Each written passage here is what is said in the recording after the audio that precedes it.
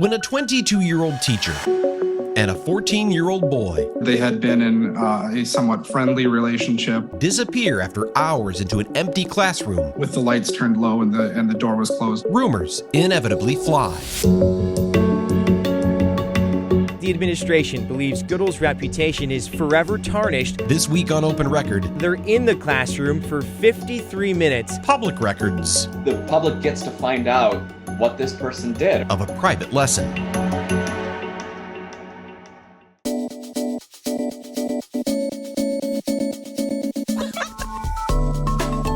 From the FOX6 studios, this is Open Record. I'm your host, Bryan Polcyn, and I am joined by Open Record's executive producer, Sarah Smith. Hey, Sarah. Hi. And we are joined by FOX6's Sam Kraemer. Welcome back to the podcast, Sam. Thanks for having me back, guys. We are recording this episode on Wednesday, February 21st, for release on Thursday, February 22nd. And this week's topic, sexual assault in the classroom. How a high school teacher's close relationship with a student may have crossed the line. The lies she allegedly told investigators, and her efforts to block you from seeing what she's accused of doing. And we'll get to all of that when we come right back.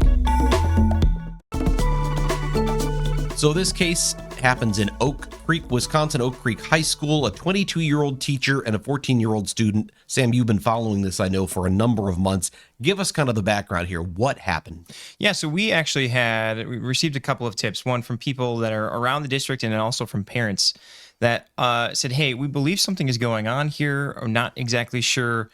We're not really getting communication from the district. So could you please look into this? So we said, okay. And that was actually before criminal charges were even introduced into the picture here.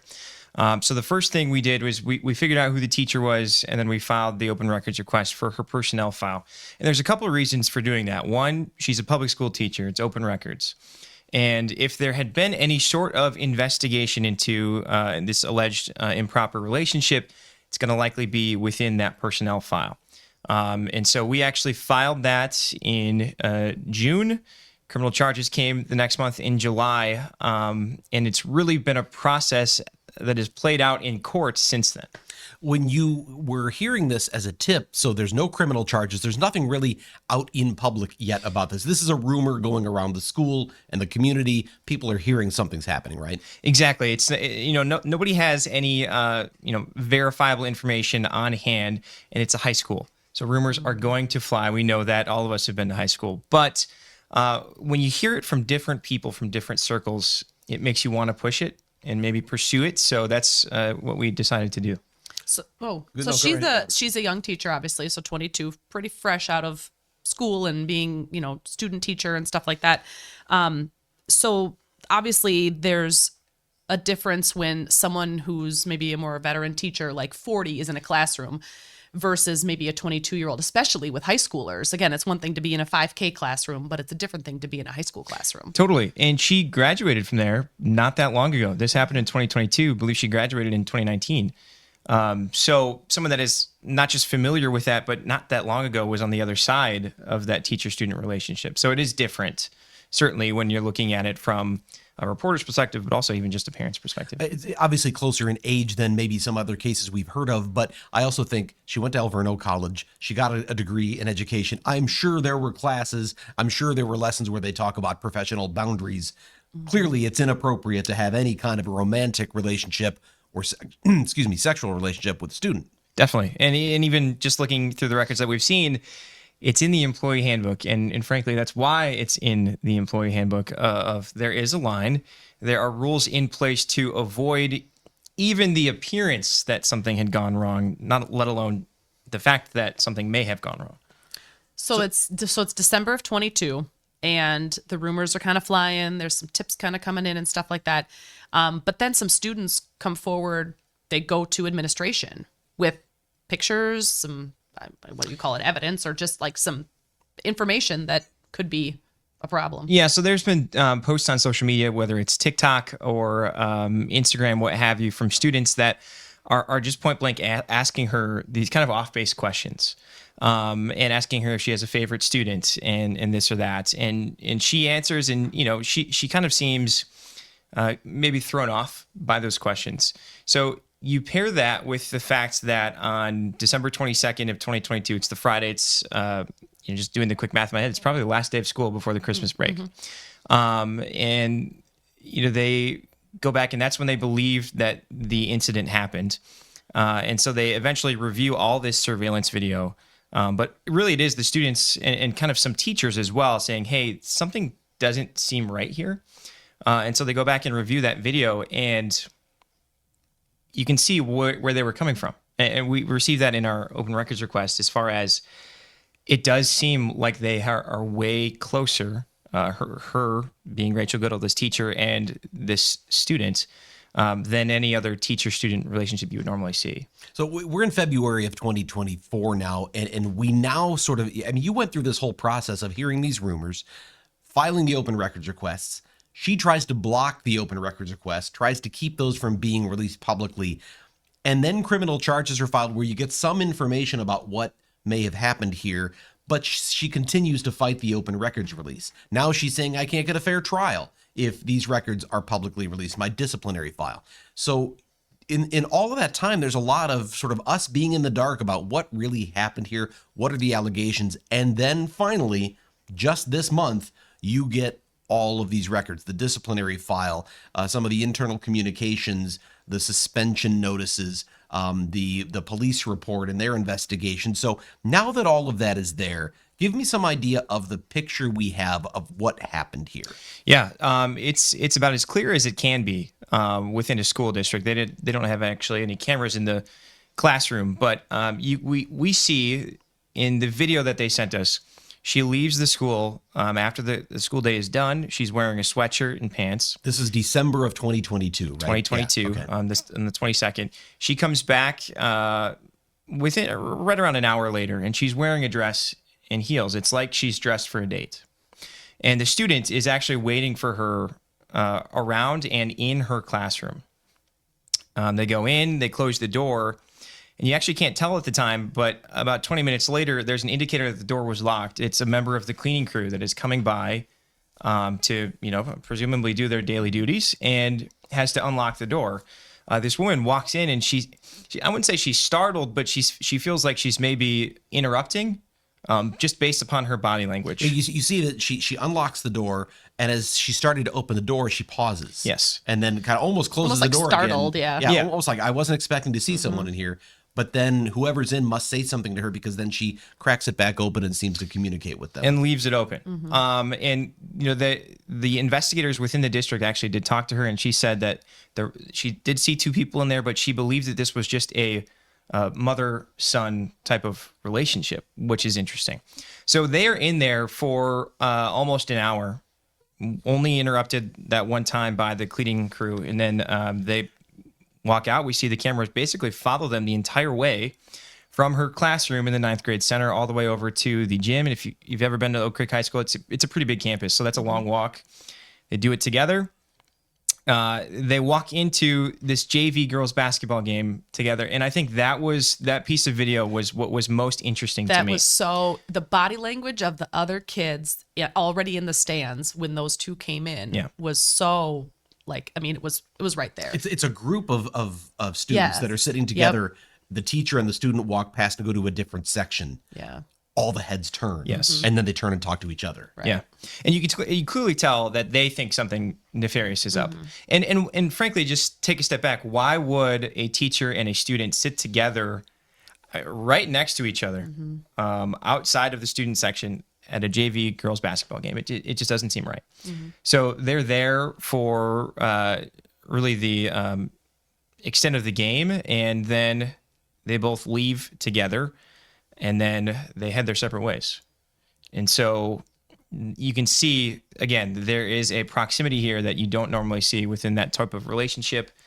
And that's just the video evidence. The investigation revealed a lot more in terms of what they found out, what they tried to find out, and what they did and didn't do. I want to go back to the day, because this JV basketball game, this is after school hours. You mentioned that the video shows that she leaves in sort of like workout gear and then goes home. She returns later in a dress that sort of looks like she's meeting someone. She ends up telling investigators that she was going to be meeting her sister out later that night to go to a musical, I think it was. That was the explanation for getting dressed up.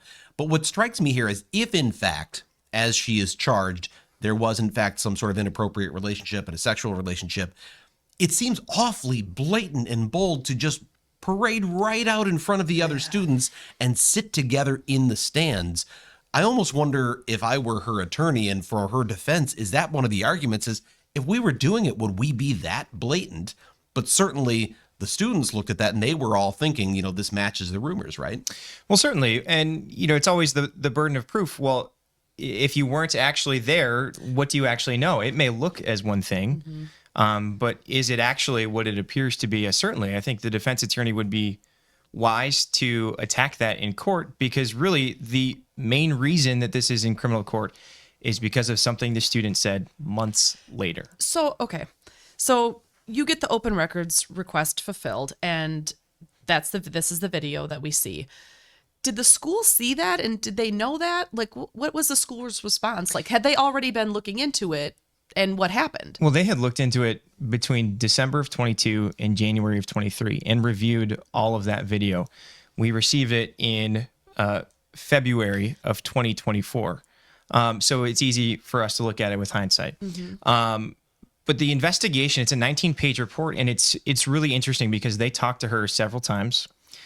First, kind of allowing her to come clean with any information she wants without presenting any sort of evidence that they already have. And she says that, she only talks to this certain student in passing, that there is no sort of relationship. But then the district, and it's the HR director, it's the principal of Oak Creek High School, and also principal of their 9th grade center that are leading this investigation.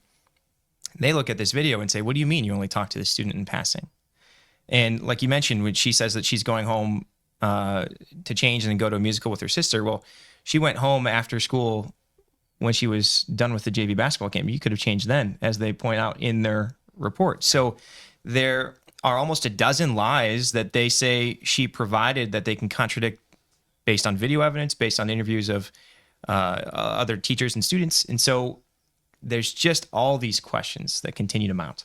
You guys know that I do this whenever we're going to have a topic on open record. I start to research, I start to dig. And one of the things I love to do is build timelines, because it really helps you understand an association of things. So I went through all of the records that you have obtained and through all of your hard work have stored. And it's not just the criminal complaint and the police report, but it's all of those other records, the communications between Rachel Goodall, the teacher, and the school district, the suspension letter, things like that, where you really get an idea of how this all played out. And you go back to December. It was December, shortly after this basketball game, that the district starts looking into this. But when they interviewed Rachel Goodall the first time, they hadn't seen the video. They hadn't started looking at the video of the game yet.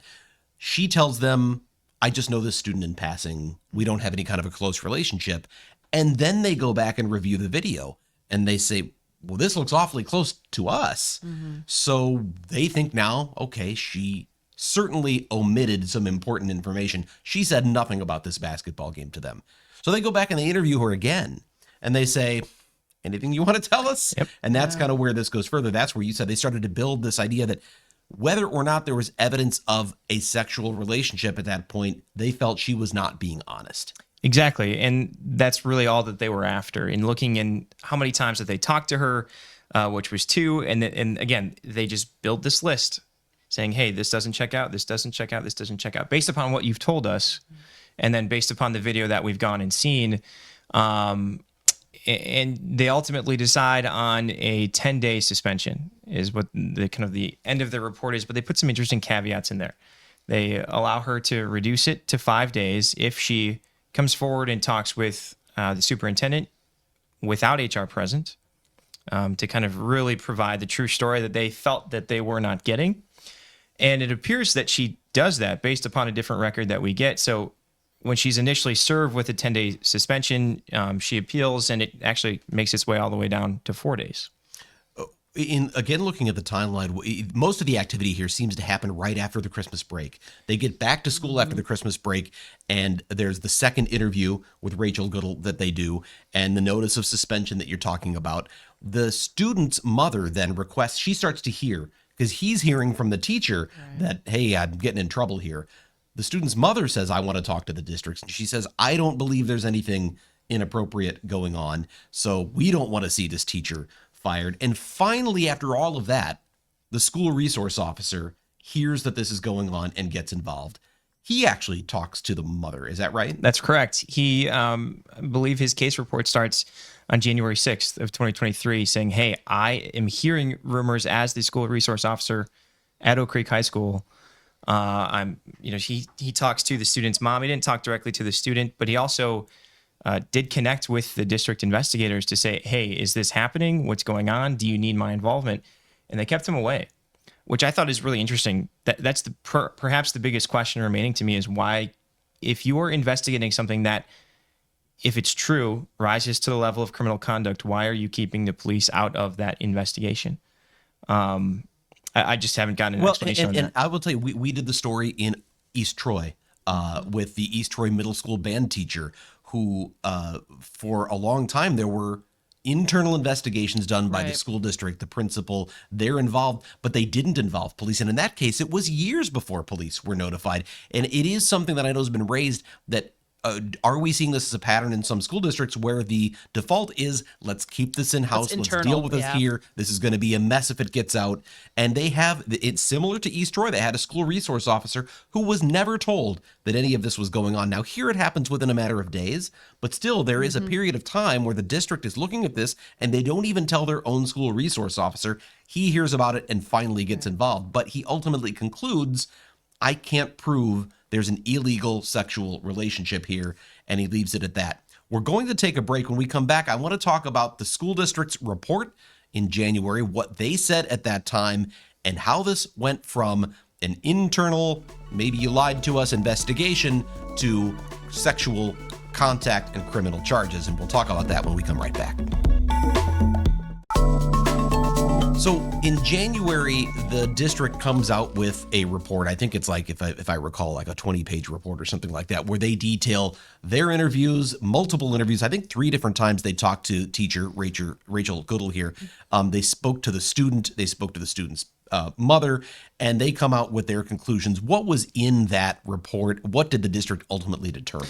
Well, it's really interesting because on one hand, they blast her, for lack of a better term, saying, hey, you are crossing a professional line. There are reasons we have rules, like you cannot be in a classroom alone with a student without anyone else present. It just looks, again, nefarious. There is clearly something wrong here in terms of the fact that they accuse her of lying to them, again, almost a dozen times. And they essentially just don't believe what she is telling them. On the other hand, they just don't have that concrete proof that this improper teacher-student relationship or physical contact, sexual contact actually happened. But because there are clear violations from her employee handbook, they decide on a 10-day suspension. What's really interesting is in the report, the district says, we do not believe you can return and actually teach without a tarnished reputation.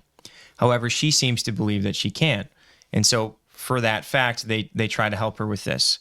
You actually have eventually the superintendent writes, because she appeals the suspension and or files a grievance about the suspension. And after the district addresses that grievance, the superintendent actually wrote and concluded that you did not engage in this inappropriate behavior with a student. And the superintendent writes, I believe you to be sincere and you have brighter days ahead. So as of a year ago now, you have the superintendent of the school district saying, I think we can get you back on a better path. This letter's going to be in your file. It's going to be there, but we think you are sincere and brighter days ahead here at Oak Creek High School. And keep in mind that letter also says she wanted to get this investigation out of her report, probably because of the fact that they concluded that there was no sexual contact. But again, they gave her the option in order to reduce her suspension that she would have to meet with the superintendent, and clearly left him with some sort of impression that, hey, we're going to get corrected here. Do you think they kept part of the reason why they kept it more internal versus like looping in the SRO or the police in general was because they wanted to kind of, like when a kid misbehaves and you know that you kind of caught them, you keep asking them, are you sure you don't just want to tell me what happened here? And then you kind of keep doing it, hoping that they do tell you the truth. Do you think that's part of the reason why maybe they were kept questioning her and having all these different meetings to give her the chance to potentially say, hey, yes, this happened. It might not be as, I don't know, like it may not rise to the level of I don't know even know what I'm trying to say. Like it wasn't not a big deal, but that well, it wasn't, as I hear I you don't know say what I'm that, trying- what I think is, I imagine as a school district, and I'm trying to, give them some, I've never been a school administrator, right. but I do imagine certainly teachers unions, if they're on the other side going, hey, these teachers have rights, and you want to be very cautious legally about making sure you are not violating the rights of an employee, because then your whole investigation may be worthless if you have violated the rights. So there is a balancing act. But I do think as parents in the district, I'm sure there are plenty who say, why would you keep this in the dark even for a couple of weeks? Why wouldn't you get police involved right away? You're talking about sexual contact with a student.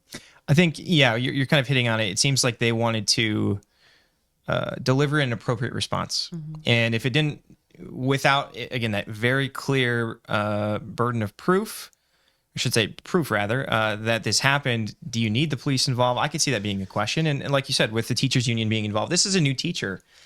Do you really want to give her the impression that, hey, we go after everybody with the entire gamut of resources we have, or we just respond what we feel is appropriate to certain things?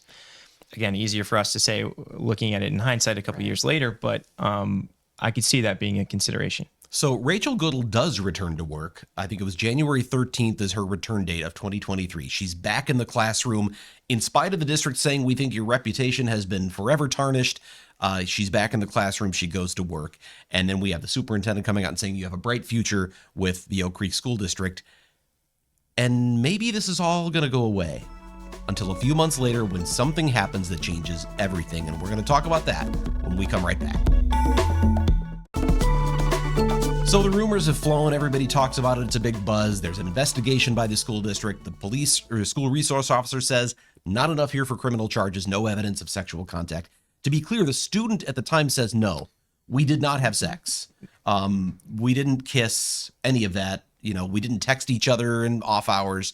So the district ultimately says, yeah, you lied to us. You were not real honest. You had a closer relationship than you let on.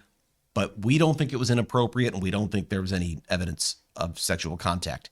That's January. Yes. Now, February, March, April go by, and in May, suddenly something happens that changes everything. What was that? It's a different teacher that just through the course of their duties of the day is kind of in the hallway when he hears the student yell at an ex-girlfriend that essentially criticizing her and then saying, the quote, I believe, is, "That's why I cheated on you with a teacher." Certainly any, normal or just level-headed teacher is going to hear that and say, excuse me, what? Yeah, and it sounds like the description of this was a loud, dramatic, shouting. Emotional Yeah. shouting. This was someone who was saying, I hate you, whatever it is. This is someone who becomes the ex-girlfriend now. So he's laying into this other female student, right? Yes. But ends that tirade. By the time the tirade ends, the teacher is now out in the hallway observing. Yep. I'm sure others were as well. Right. But then it ends with, "That's why I cheated on you with a teacher." And it changes everything. That teacher comes forward. She goes to, again, the ninth grade center, or I believe it's a man actually, he goes to the ninth grade center and principal and also the Oak Creek High School principal. And that is when those two reach out to the school resource officer and say, hey, we need you now to formally look into this. Again, 4 months after the district already did its own investigation. And this time it's way different. The student who they talked to at the high school does admit that, yes, something happened, and it was in December, and it was on the day that we thought. And that really just pivots the case to the criminal realm. What I find really interesting, you talk about the amount of time that's passed. Even in this interview in May of 23, the school resource officer is doing this interview. At first, the student denies, again, there was a sexual relationship. But as the interview goes on, he ultimately says something did happen. And then he actually goes into more detail and describes the incident and what happened. The teacher was very emotional. She was crying. She was talking about her ex-boyfriend, I guess it was. And eventually she the description is that she sort of invites him in for this sexual encounter. And that took the course of the interview to get there. And you think about it, the first time around, the school resource officer never talks to the teacher. He calls the mother of the student who says, I don't think there's anything to be worried about. So there is no in-depth interview with the student who's the victim here in this criminal case. There is no in-depth interview with the teacher. And she's back in the classroom, and this goes on for months before finally they do the real investigation. And suddenly you have an admission, or at least a statement, a claim by the student that, oh yeah, we did have sex in the classroom. One thing I wasn't clear on is his statement describing that night of the video where there was the JV basketball game and they disappear into the classroom? It is. It's that 53-minute period where they are in that classroom together. After the cleaning lady stops by. So if you narrow that down, that's about a half hour that they're looking at. So the students' parents, as you mentioned, were like, no, this teacher is valuable. We don't want anything bad to happen to her. They're not in a relationship. There's no inappropriateness happening. But now, fast forward a little bit, did they ever end up saying, oh, gosh, okay, yeah, we were wrong, and maybe this was happening? Or do we not know I that? can't say off the top of my head, and I don't have the records in front of me. Yeah. But they did hire an attorney, and they have asked for privacy throughout this whole process, and we've respected that. So certainly, I think that there's an understanding that, hey, maybe he was lying to us as well. I mean, if you don't think anything happened, right, you think he maybe just has a close relationship with his teacher. Close relationships that are professional are good in a high school. And you want to trust your child. You want to trust your child. And, they're in ninth grade. They're not two. Among the records you had was her actually her job application. Yeah. And she wrote in her job application that one of sort of her vision, of herself as a teacher was to sort of nurture the students and have this close relationship with them to help them become the best they can be. Sort of matches with someone who maybe if this was an appropriate relationship, and appropriate, not inappropriate, that you might go, okay, maybe she's got a little different approach with students, but it's a more personal approach, and maybe that's okay. But this clearly, based on what the student said in the police interview in May, clearly went way too far, obviously to the point of leading to criminal charges. Exactly. And one thing I might add, too, that we didn't touch on yet is the suspension, because the district helps her through that. And when I say help, I'll say this. It says in the report that they actually chose to scatter some of the suspension days. I have never seen that actually happen, even when I was in high school, to students or to see it from a professional standpoint. But the reason they say that they did that is to not essentially hurt one single paycheck. And that may be true, but think about it from a parent's perspective. If she's only randomly out on a Tuesday or a Wednesday or a Thursday here, what have you, it could be professional development, but it also could be perceived in a way that they are trying to hide the fact that they're disciplining this teacher by scattering the days across an extended period.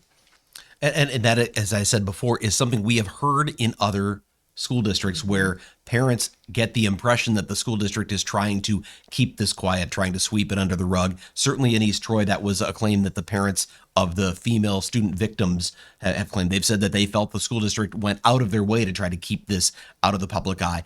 In this case, I do want to talk about the open records aspect of this because ultimately criminal charges are filed in July, I think it was. Is that right? Yep, July of 23. This is after you had filed your open records request, which I also wonder sometimes, does that raise the specter of sort of, we know the public's looking now, we better take this seriously. Does that play into a DA's decision as to, am I going to charge here? Do I have enough? Well, the public's watching, the media's watching. You wonder, certainly. In getting the police report, they arrest her, if not the next day, it's shortly after the student makes that admission. So that's still, we're looking at late May to early June. And again, criminal charges come like 7 weeks after that.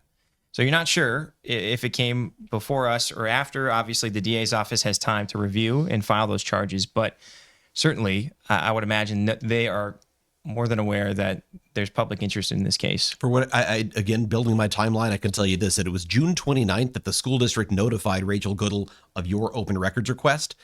A couple of weeks later, she files a lawsuit to block the release of those records, the first of two lawsuits, which we'll talk about here in a moment.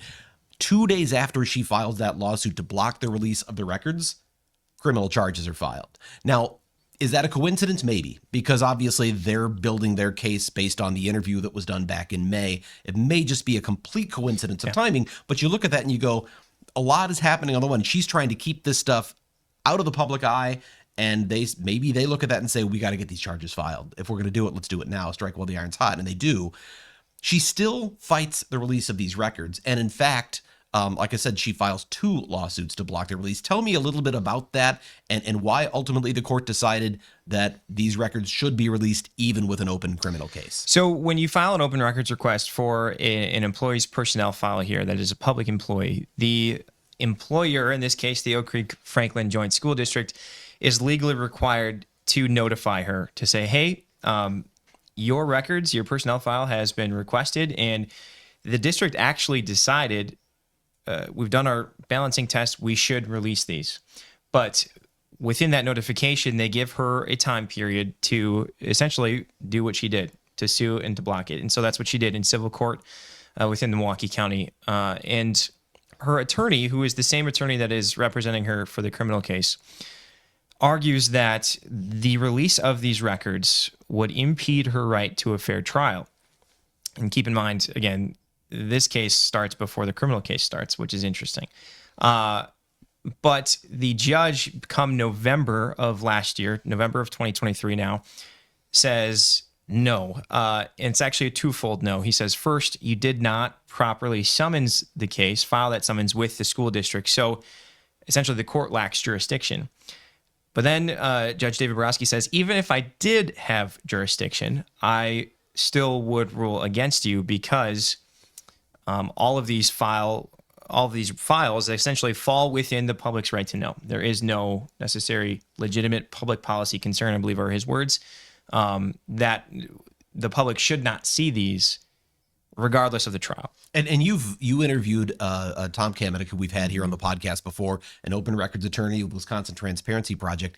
He said there's a lot of previous legal rulings that have made clear that these disciplinary files are and should be accessible to the public, right? Exactly. And you wonder, with how the law is written right now, is it just a stall tactic? You know, to actually file that lawsuit and try to prevent your files from getting out there.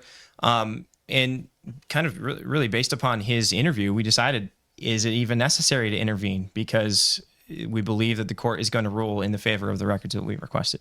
So the records get released. Her lawsuit kind of null and void, right? I mean, so then we get them. Yes. And is there anything else that comes out of that aside from what we get and what we know? Yeah, that's what we get, all the pictures and stuff. That's where I think when you look at the criminal complaint, that's what I found fascinating here is you look at the criminal complaint, it's got the basic allegations and no more.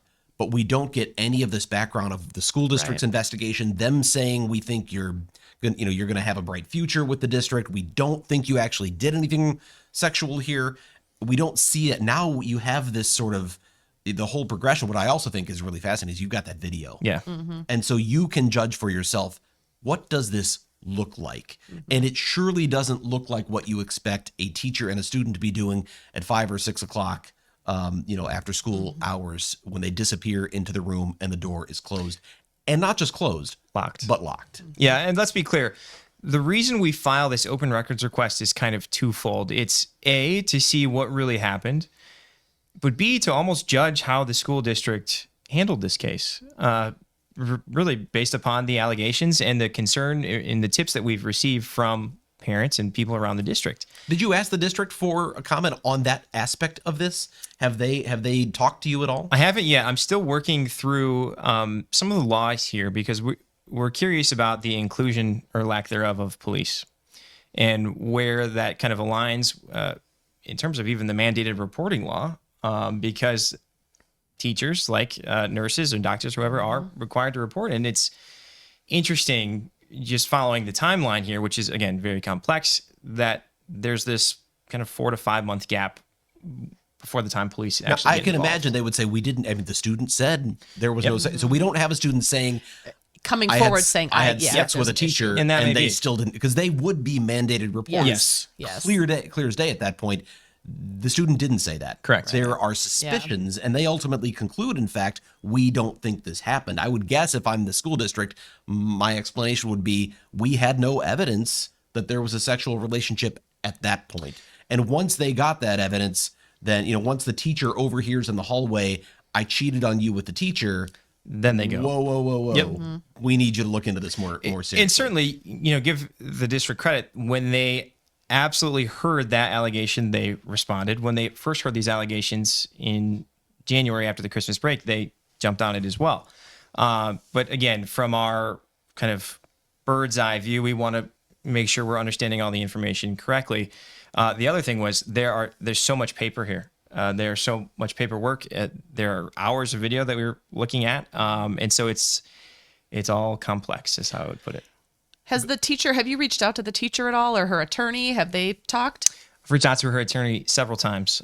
Phone calls, voicemails, emails, nothing back. And that doesn't surprise me. It really doesn't. But I want to at least give her the opportunity to come forward and tell her story to us.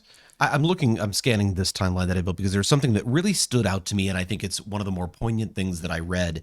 Because when we talk about teachers having sex with students, sexual assault in the classroom, we often hear about, if it's a male student, you might hear it described as rape or assault. When it's a female teacher with a male student, oftentimes it's a relationship. I actually saw a headline of another story about a female teacher and a male student, and it talks about I forget, but it's painted almost more as like sort of a scandalous romance as opposed to sexual assault or predatory behavior. And this is a 14. In the end, you even described that this 14-year-old, he was a power lifter. He sort of looks a little older than maybe a lot of 14-year-olds do.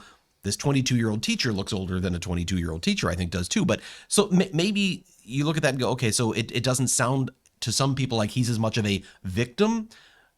But then I read the post that he put on social media. This is one of the things that really drew the district's attention early, is when all of the investigation starts internally, before the school resource officer is notified, after they come back from Christmas break.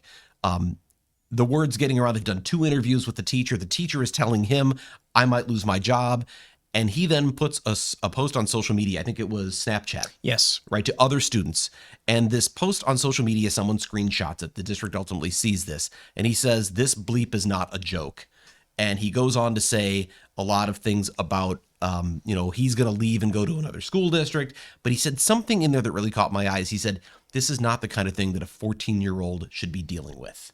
And that was actually one of the more poignant things, because whether he voluntarily engaged in this relationship with the teacher, whether he was, I hate to use this phrase, hot for teacher, that's the way some people will view these sorts of things. He's a child victim. If in fact there was sexual contact here, he is a child victim of sexual assault. This will stay with him. This is something that he will be dealing with for the rest of his life. And you can only imagine what that might lead to in terms of the need for counseling and other things. If in fact this is true, if she is guilty, this leaves a lasting impression on that kid. Oh, absolutely. And I think you've hit the nail on the head. If the gender roles are flipped here, you almost wonder if there's a different response, from the district, from police, but also just kind of how they handle it and how it's viewed publicly. Because I do think you're right. It's, I'm sure there are male students at the school that maybe give him props, but not realizing that, okay, this is actually A, serious, B, as you said, going to be with him the rest of his life, and C, if she is in fact guilty, you were the victim of a crime. And I think it's hard to maybe wrap your head around that for something that just happened allegedly in a classroom. So what's next for the case then? We know you'll still follow, and you said there's more stuff that you're kind of pouring through. What's next in the case? So she just actually had a hearing in the criminal case that was gavel in, gavel out, frankly. But her criminal trial is set to begin in April, late April. And so right now it's all systems go to that. The civil lawsuit for our records is already decided. There was a second lawsuit because another agency, another outlet requested similar records. It's been kind of stalled. I'm not necessarily sure why it's stalled, but we'll have to see that. But yeah, this is going to play out here in criminal court very soon. I think that's probably a good time for us to go off the record, and we're going to do that when we come right back. And it is time for us to go off the record. This is the part of the podcast where we get a little more casual and have a little fun by answering a question for which we have not prepared. But of course, Sarah Smith has that question for us. Okay. Today, we're going to talk about this. What are you totally unqualified for, but you think you could do it? My first thought was journalism. I mean, Clip sound I've tricked bites, people sends it for off. enough years that they keep bringing me back. I don't know. That's a tough one. That's a good question. Something Totally come to mind? Unqualified for. But you think you could still do it? I think I could teach a workout class. All right. I say that having, frankly, performed surgery on my Peloton bike yesterday for hours. Are you a YouTube expert now? Yeah, I'm getting there. I had to spend a lot of money on tools and the right parts. I was pedaling, and I had the pedal actually pop out of the bike in my shoe. Oh gosh. Oh wow. Yeah, That's stressful. Okay. You can hurt exactly. yourself. So, but anyway, I've seen enough, participated in enough of those classes. I think I could do it. Okay. I'm not qualified, but I could do it. All right. It's funny once you started saying that, the YouTube stuff. Yeah. I have found myself doing things You're that a plumber. I am totally You're a unqualified. woodworker. My sink, you mentioned plumbing. So Yeah. we moved into a house in 2018 and have been there now for 6 years. And I have had to repair the plumbing under the sink. I have had to put, several times, I've had to put in a new garbage disposal. I'd never installed a garbage disposal in my life. Now, occasionally the sink keeps leaking because I know I haven't done a professional job. But then I'm determined to go, I'm not letting this beat me. Right. And I get a YouTube video out and I get back down there and I add a new fitting or something or Ship whatever it is. Yep. Yeah. And it's still holding. So I am sort of an unqualified, desperately unqualified Unlicensed, plumber, yeah. but I believe I can do it. There are a lot of those sort of around the house projects. Yeah. I'm convinced I can do if I watch enough YouTube videos. I It'll be agree less with that. expensive that way. That's true. Ideally. You're saving In the yourself long some run, money. it might be more. I imagine contractors We'll watching this revisit. going, yeah. no. Let's look up that Brian. Where We're does going he to reach live? out to Yeah. Bryan Polcyn. I think we've got a sales job to do. So Funny. KL, you got something? I really want to say, first of all, I have the utmost respect for our weather experts, and they know a lot of math. But I think I could do the weather. Okay. you think you Not could the math part, but Just the TV talking part. about it? what about like standing there with the green screen and the whole deal? You think you could do that? Yeah, I think I could. But at my next choice is storm chasing. I am not qualified for storm chasing. You but did I do could that it. once, though, right? I did do it Yes. once. Yes, I did. But I had a professional with me. Okay, that's fair. Yes, you did. I think I could cook. Like I could be a chef. I've watched so many Food Network. Like I would like turn on the TV, Food Network, and watch it forever and ever. I know all these little tips and the tricks and I don't know. Just Do you think you're one of those people that could give you like, use these 6 yes, ingredients and make a? I think I could do it. Really? I think I could do it. I think I could. My husband and I constantly talk about doing like a what's the basket where gosh Now I have blank. no idea what you're Where, talking Yeah, I don't about. know where you just cook with literally you open a basket and there's like 6 ingredients and you don't know what it's going to be.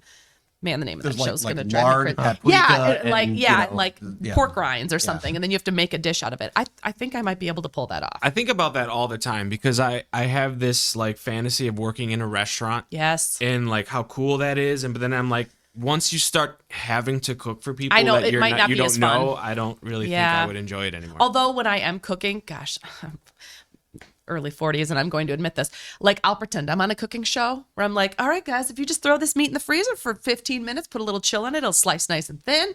You'll be able to do that. There's something about it. So I'm about to admit this to our own staff because just what you just said right there, that's teaching. I've always said Yeah. I actually would love to teach sometime. I'd love to teach investigative journalism. I'd love to teach students who are coming up through the schools. Maybe that's something I'll do part-time later on, maybe as a retirement thing. I love the idea of teaching. But then just this week, I have to put together a presentation for our own staff on something where I had to make a Google Slides presentation. And I realized, when you actually have to come up with the curriculum, the stuff you want to teach, that's hard. I'm not qualified to be a teacher, at least not right now. Right. I just believe that I could do it. yeah. And you know what? If you believe it, you can achieve it. I don't Like believe. a I don't true think that's true. motivational speaker. No, you know what? The best example of this is my own wife, who she's going to be like, stop talking about me in the podcast. But my wife loves to watch the adventure shows where like people are like, alone or things like that. Oh, where yeah. They're like off in the wilderness and they have like 4 items that's all you can bring with you I and would you have die. to survive for 100 days. She loves the survivalist shows and she'll sit and watch them. And I think she's convinced that she could survive in those conditions. Yeah. But she does so with a blanket and a warm dog in her lap. And, we do have to take one more break. We're going to wrap things up when we come right back. Sam, thank you for coming on, and great job. The work you did on this story, obviously the open records work you've done, really brought a lot to light here that I think the public deserves to know. So Thank you. Good work on that. If you have a topic you would like us to discuss on Open Record or an issue you think we should investigate for Fox 6 News, send us an email to fox6investigators@fox.com. As always, thank you to the people who make this podcast possible, including our executive producer, Sarah Smith, our editor, Dave Machuda, and our chief photographer manning the video switcher, Kale Zimney. With that, I'm Bryan Polcyn. We'll be back next week.